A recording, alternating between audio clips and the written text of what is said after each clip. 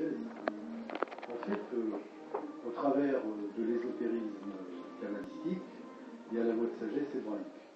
Et dans le corpus des livres sérieux dans l'hébraïsme, il y a par exemple des livres comme le Sefer HaZohar, le livre de la splendeur.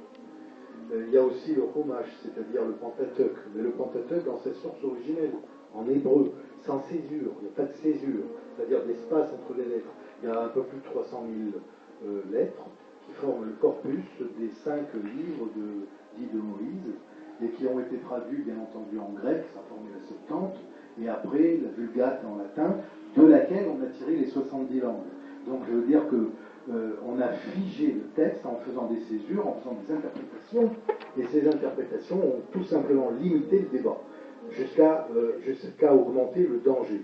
Alors que quand on lit dans la source même, parce qu'on sait le faire, il y a des technologies qui permettent d'apprendre, quand on lit en hébreu sans césure, et quand on comprend le sens de la vibration de l'otiot, c'est-à-dire de l'oti, parce que le hot marque le pluriel au féminin, c'est au féminin, eh bien, c'est-à-dire la lettre hébraïque, à ce moment-là, inévitablement, on a accès à des niveaux de conscience supérieurs qui nous donnent des états de l'univers très différents de ceux que l'on aurait eus en simplement lisant dans la langue quelconque la platitude d'un texte qui a été tout simplement sclérosé.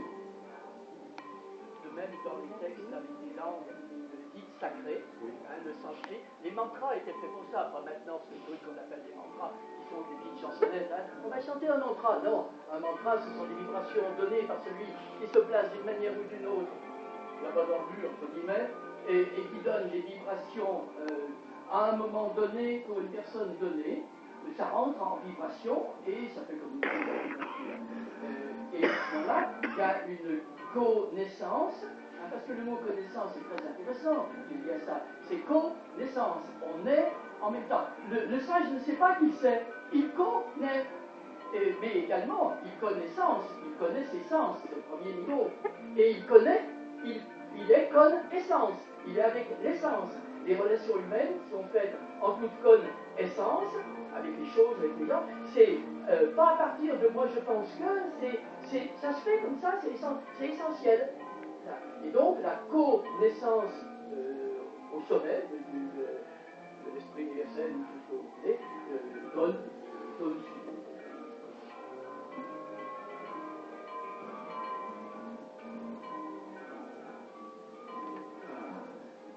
Qu'est-ce qu'on chante?